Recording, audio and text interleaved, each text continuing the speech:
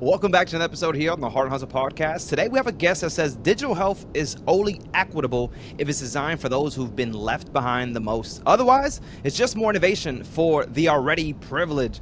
How you doing, doctor? There are a lot of doctors, man. I've been talking to so many doctors. Do you go by doctor? Do you just go by your first name, Sachin? What do I call you? Yeah, man. I go by my first name, and the doctor stuff. I don't care that much. I feel like it's it's just a title, but we're just people.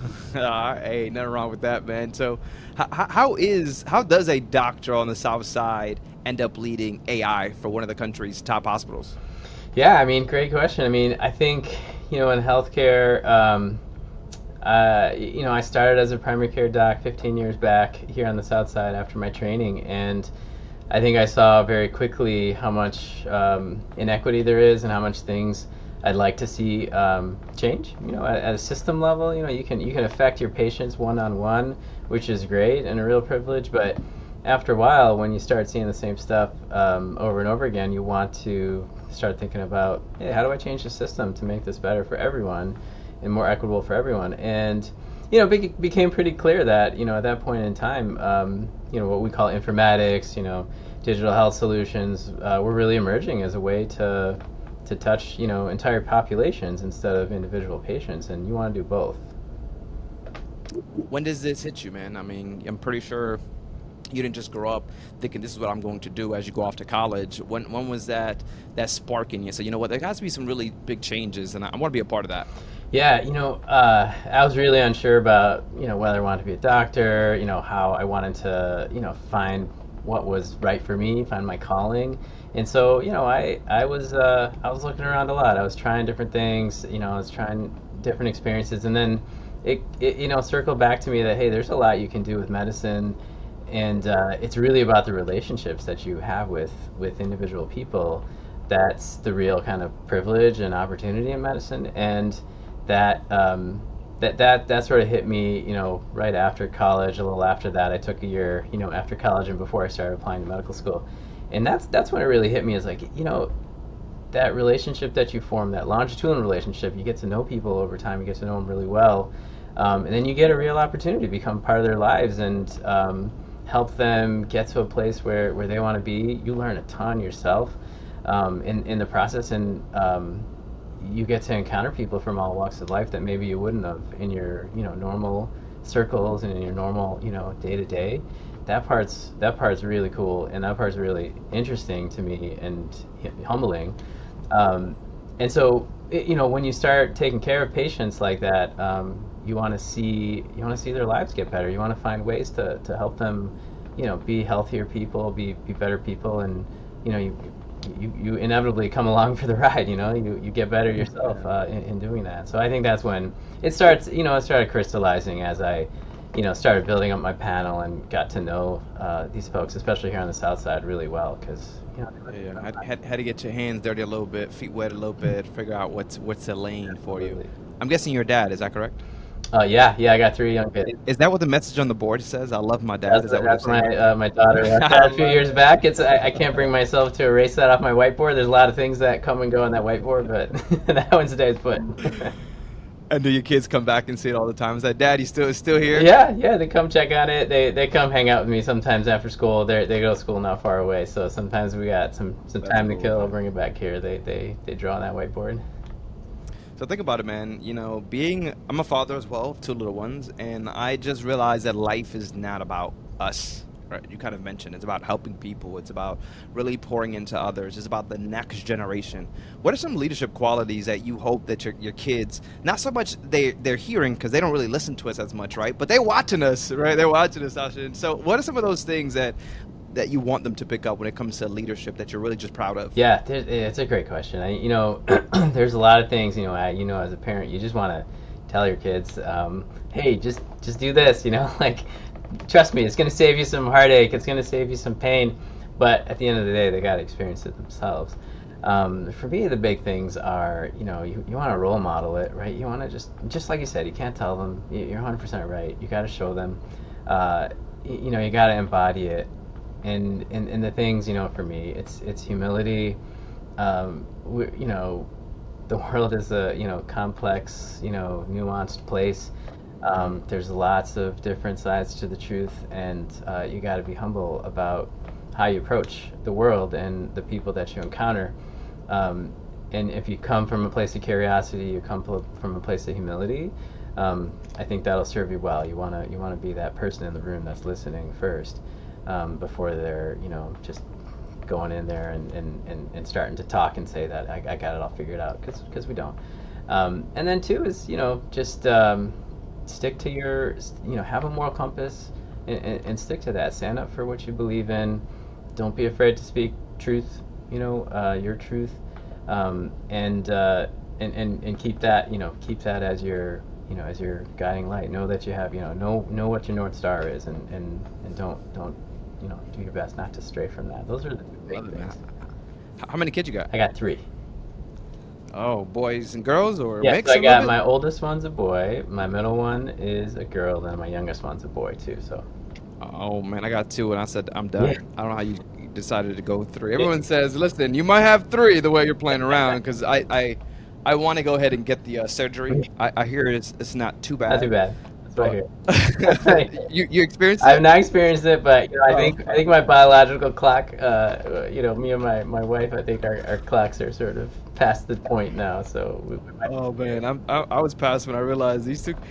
Growing up, man, I don't know if you grew up with a big family, but I grew up with seven of us, and I always thought to myself like, how did my mom do Yeah, as a single mom? yeah, And life's totally different, man. But yeah, just to everything that you're saying, it's like it's completely right. We have to lead by yeah, example.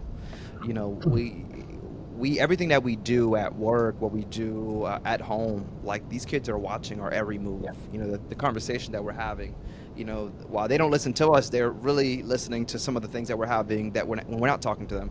So I think it's huge, man. I would always go back to I was 30 years old when I finally told my mom how I felt about myself. I was adopted, so having that conversation, and the reason I even decided to kind of, I would say, speak up was because I was teaching my daughter how to use her voice, how to be bold, be confident. But how do you do that? How do I preach that if I'm not practicing Right. it? Right? And I had to do that. And it's go back to your kids they're seeing, they're watching, not so much they're watching what you're doing. And if you are not being confident, and if you're not speaking up when things need to be said, your child is also going to be doing that. So I think it's so crucial, man. I love that you've taken those leadership. Not only do you implement them into who you are as a leader, but also for your kids to be able to kind of grow up and say, man, dad, look what dad was doing. I'm going to go ahead and take some of these things as well. Yeah, and we Really don't good. always get it right. That's a big part of it too, and sort of just admitting when you make a mistake, and that's another one. Just say sorry. Ask for forgiveness. And when you're wrong, just lay it out on the table and say, hey, Yeah. this was a misstep. This is what I learned, and I'm gonna try to fix it for next time, and I'm sorry. So that's a I love it. we gotta. That's part of being humble. We don't always get it. I love that you say this is the mistake I made, and own it, and this is how what I learned from it, Yeah, because everything there's something to learn from. I love that. Anytime someone tells me something, okay, so what did you learn from that? Like, that's right. because there's a lesson to be learned, and I think right now, man, there's a lesson to be learned on how we design tech for people who've never trusted a system to begin with. Yes. What does that actually look like? How do we do that? Yeah, you highlighted it at the beginning. Historically, conventionally, a lot of the tech that we've designed across all these different use cases, but particular to me, I think a lot about healthcare. Um, we've designed it in a way that unfortunately have left a lot of folks behind. We make assumptions about who will be comfortable with this technology and who won't be. And I call it sort of our digitally privileged, individuals.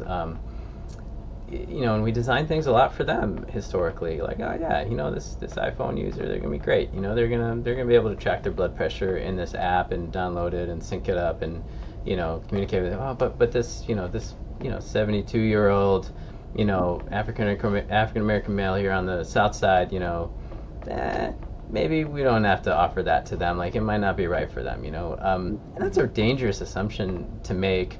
It's not only dangerous, but it's harmful.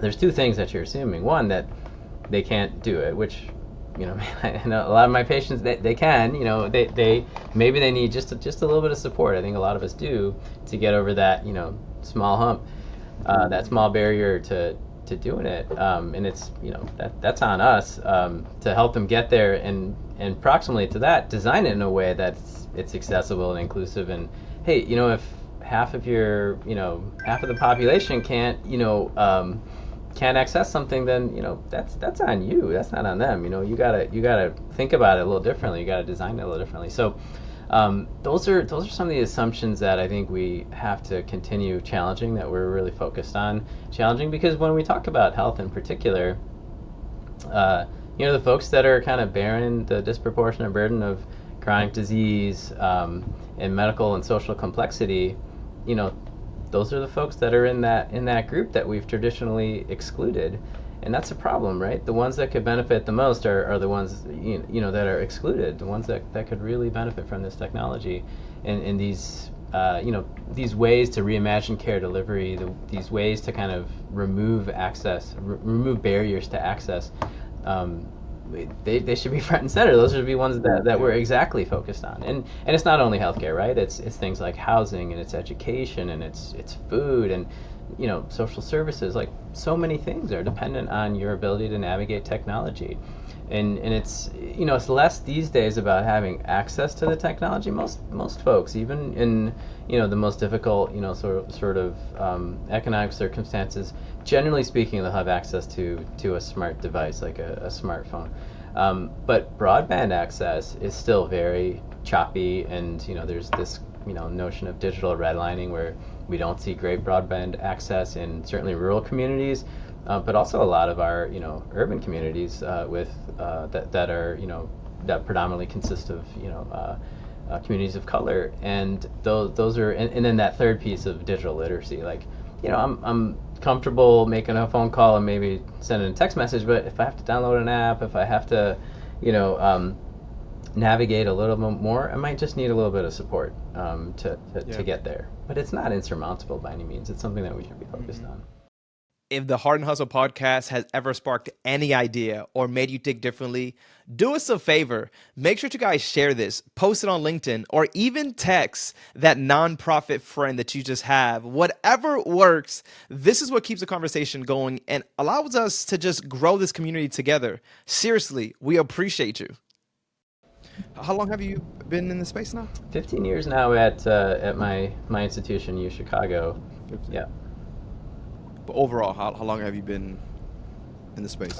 So in healthcare, you know, this was my first, you know, job out after I finished training. So, you know, I went to undergrad, 4 years of medical school, 4 years of residency, and then I Oh. started here 15 years ago. Oh, so this is okay. Got it. Got it. Now, only ask, man. Like you got in, and I can only imagine you seen.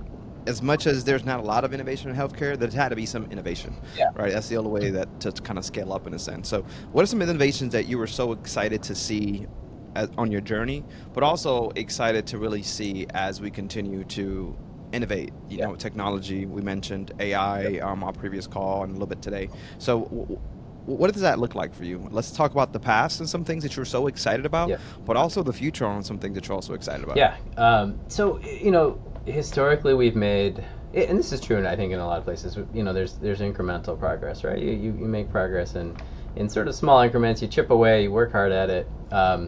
Things like, you know, something simple as, you know, you know, the EHR era, you know, electronic health record era. We went from paper charts to electronic health records. This was very early in my career. It was kind of happening already when I was you know, starting training. I was in medical school and, you know, residency. But things like, you know, getting information on patients at a population level. You can pull out data like, hey, show me all of my patients who, you know, are due for this cancer screening, for instance, instead of like, oh, I gotta open every single chart and see yes or no. That's a big, you know, that's a big change. It's a big leap. You know, in things like quality, right? Like doing, you know, being able to close those types of care gaps that have, you know, direct impact on survival when it comes down to it. The way we communicate with our patients, you know, we could do outreach now, you know, in a much more, you know, in a much more sort of efficient way. We can, you know, there's digital outreach. We can send them text messages. We can send them, you know, messages through the patient portal. We can meet them where they are. We can do video visits, right? Like if you can't make it because you got some childcare, responsibilities, or you can't take time off of work to come all the way down for the appointment, or it's tough for you mobility wise, navigating public transportation, paying for parking is a problem. Hey, we can meet you where you are. Like, let's get on the phone and have a conversation, or let's do a video visit like this and have a conversation. Let's cover what you need to. Those are some of the real, sort of significant, changes over the last, several years, and it was a lot of that was accelerated by the pandemic, of course. Um, More recently, especially in these last 2 years, with the advent of AI, at least, kind of in a more kind of usable way for all of us, in the more general public and across some industries. It feels like we've moved from incremental progress to the ability to make kind of quantum leaps in certain ways. One example of this is, we one of the earliest kind of use cases for AI in healthcare has been with that clinician-patient relationship. There's something called ambient AI, where I think a lot of us experience it in some form or another in a lot of different industries. But in healthcare, it's hey, I turn on the ambient AI with permission of my patient, and I said, hey, it's going to listen to our conversation, and at the end of it, it's going to just summarize it, turning it into a clinical note. That'll let me just, instead of like typing while we go, or kind of trying to remember what was just said and capturing it, and being able to shift to like, okay, what am I going to ask next, and help me Yeah. maintain eye contact, help me be present. That's been a real massive sort of, that's been a quantum leap for me, because it's really enabled us to return much more to that clinical conversation, to that focus, instead of having this third wheel in the room, right? That's taking up a lot of time and cognitive bandwidth. The example I like to use is, it's like when you're trying to have a conversation while you're texting somebody, yeah, you're still there and you're communicating some, but I mean, everyone knows that you're distracted. You're splitting your cognitive bandwidth, and that's noticeable to everybody. Yeah, I have a friend like that. I know when he's texting. I'm on the phone with him Yep. and I'm talking and then I'm like, "Bro, are you listening?" Exactly. Yeah, yeah, yeah. He's even worse. I'm not gonna say his name. He's even worse because he drives a Tesla. So because his Tesla's driving, so now he's really Oh doing man. hella things. So I gotta tell him. I said, "I'm gonna get off the phone with you because right now what you're doing is unsafe for me. For my Okay, safety. God forbid Yeah. anything happens." I'm gonna remove myself from being part of the problem, right? Yeah. He is so bad at it, man. Or even when I used to work with him at the airline industry, and you're talking on the phone to these customers, Yeah. and they would say something, and sometimes upset, and they would say something, and he's like, "I'm sorry, can you repeat that?" And it's because he was not paying attention, right? He was scrolling or Sure. something. So yeah, that is. I think that's one of those things that a lot of people I hear time and time again is that interaction is being able to be looked at while I'm talking to you, Yes. because that's respect. We've always learned as we grow up that's respect, but we're not receiving that in the space of healthcare. 100%. But it's changing, right? Yeah. All this transcribed AI information and people just being able to truly do what they love. I think it's phenomenal, and I think there's still so much possibilities when it comes to AI. But how do you measure success with AI when the goal is better care and smarter systems? Do you feel like there's something that we can utilize to measure for those that are actually listening? Yeah, I think so. It's a great question. You want to define your success criteria up front, right? You don't want to necessarily, look back and say, oh, this, and this. Okay, let's use these. It's, hey, what is going to, tell me that this is successful? For us, the first use case, certainly with the ambient AI, it's clinician wellness, because Hmm. for it's been a well documented issue. Burnout has been a huge problem, and a lot of that is predicated on this documentation burden. Doing all these charts, and to what end? It feels like it's endless. People leave the field early. They cut down on their practice a lot. It's hard to find primary care docs and a lot of others, because it's too much. And it takes the joy out, right? It takes the joy out of it. So one of them is just these metrics around clinician burnout and retention and sort of satisfaction, and we've seen those kind of just change off the charts.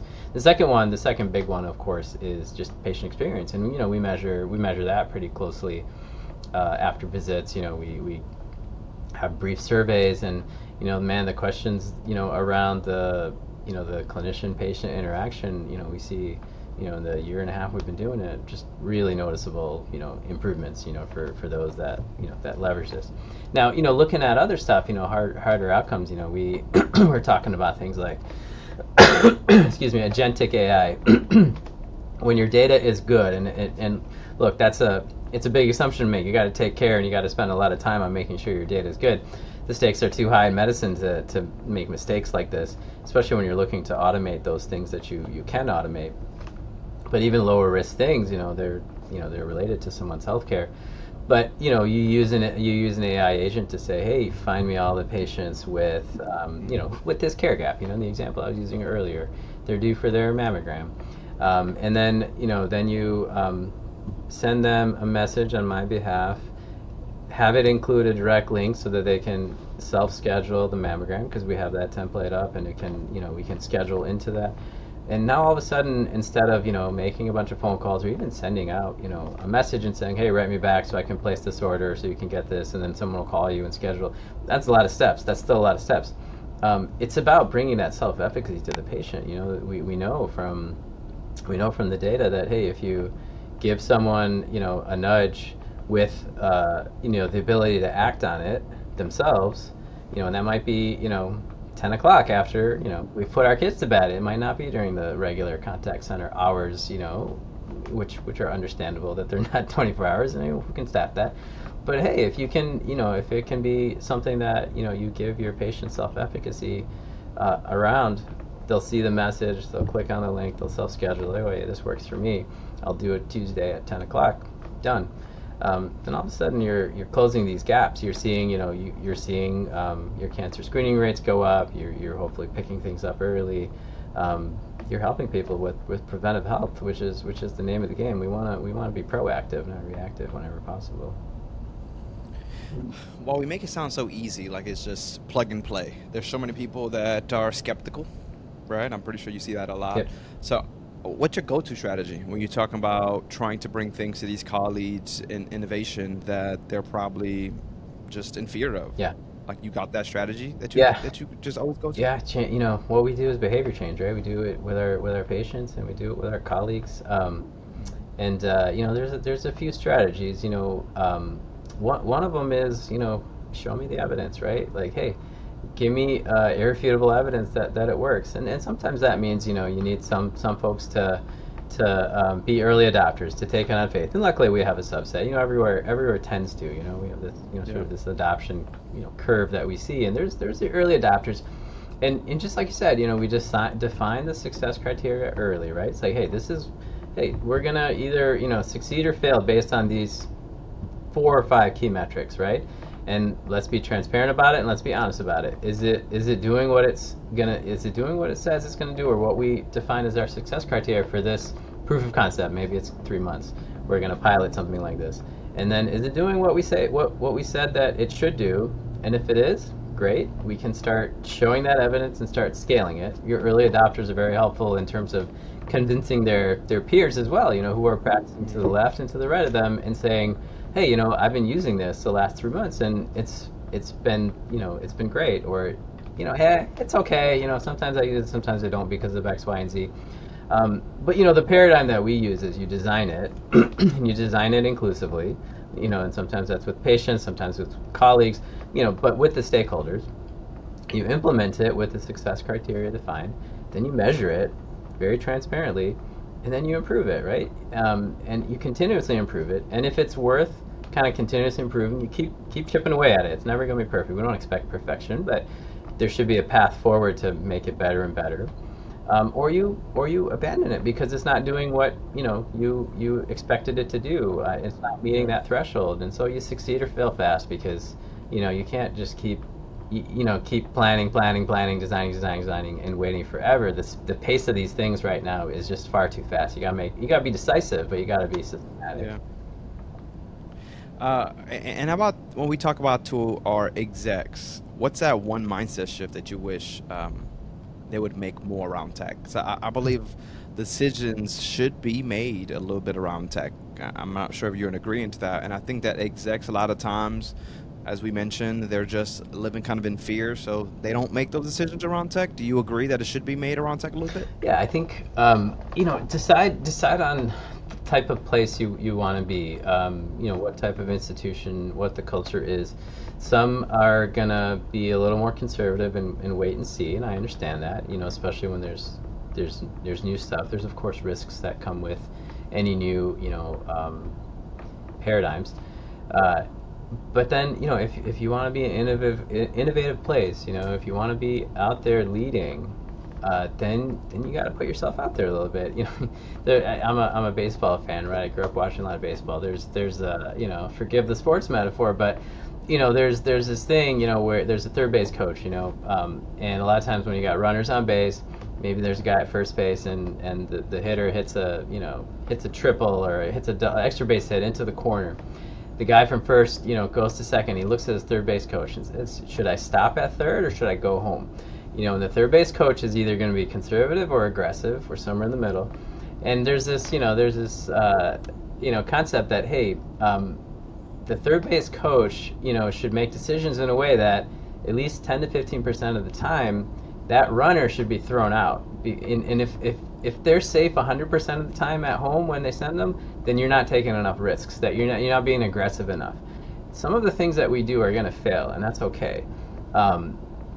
And obviously, we don't want them all to fail. We don't want to be reckless, but hey, we want to take certain risks, right? And if we fail on some of them, that's okay. That's the price of putting bets down on things that will succeed, and sometimes spectacularly, and being out ahead on that, and engaged, and actually leading that change. There's a ton of value to that, and that's the type of place I know that we want to be, and that's the argument that we have to make repeatedly.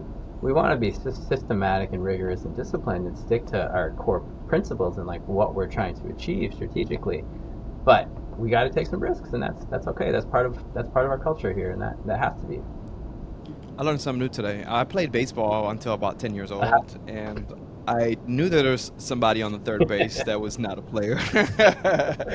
So that coach is actually telling people to run or stay. Yeah, yeah. Because I also coach my son's little league team, and up until a certain age, mostly they're there to come on, you can do it. Like you're the cheerleader. You're just a cheerleader. You're telling them you're running the wrong way. Or, it's less about the go sign. But at a certain point, it becomes very strategic decision making that you make as a third base coach, and it's kind of fun. Wow. That's good. No, that's good stuff. Now I've seen it, and now it completely makes sense. And just to really think about when we talk about coaching, right? Yeah. So many people could use coaching, and I just think for when we think about baseball players, basketball Yep. players, they're great, but they needed that coaching. They needed that extra 10, 15%, right, of someone to just tell them that they can do it. And I love that you brought out the analogy, because it just also brings us to the executive space of things. We all think that we got it, and it's not true. It's of course we've learned along the way, and I'm pretty sure in 15 years you've learned from great leaders and bad leaders. But sometimes having to have somebody in your corner to tell you a little bit different, and see things from a different point of view, because it's so easy for us to do the same things over and over and over. But it takes one person to really bring innovation. And it seems like with you, man, you're just always just looking to innovate yourself, because you realize you're in the space that innovation happens with you or without you. So if you're not helping innovate, then guess what? They're going to find someone else to help them Right. You're gonna be on innovate. the sideline watching, So right? yeah. So no, man, this is actually really good stuff. So as I was starting to wrap up, man, where can people find you if they want some more information? Where can they find you? Are you on LinkedIn or anything like Yeah, that? yeah. I'm on LinkedIn. I'm seeing patients, 3 days a week here on the South Side in Chicago. But yeah, I'm on LinkedIn for sure. I love it. And then seeing patients, are you at the same facility that you're working at, or Yep, is this? yep. And you know what? It helps keep me, very close to my patients and grounded. And we were talking about North Stars. Like that's my North Star. It's like, what are my patients? How is this going to impact my patients, and how's it going to make their lives better? That's it. It's really Is simple. this normal for doctors to do? I feel like there's so many doctors that, they become. I heard that the actual terminology is they become the suit in the company, right? But they're still practicing, Yeah. and I'm like, wow, that's so cool. Like, You're still in the front lines learning, which I do agree with you. Like that's where all the learning happens. You have to understand it in order for you to make a difference. So you're still practicing, and a lot of doctors still practice, but yet they still taking on a different role. Do you find that normal in the sense of people that were practicing but wanted to do something else Yeah, as well?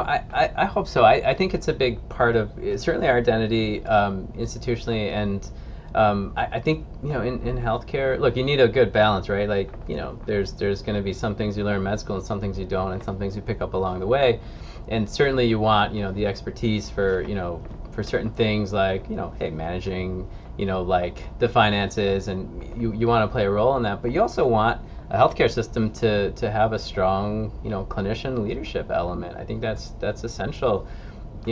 People who are seeing patients and working alongside them. It's not just physicians, it's nurses, it's other kind of care team members. We want them all to have a say in the day to day, because we're the ones on the front lines in the trenches, and that preserves that point of view. It preserves that legitimacy, frankly, among your colleagues too, who you're trying to persuade, like, hey, I think we should try this, I think we should do this a little differently, and they're like, okay.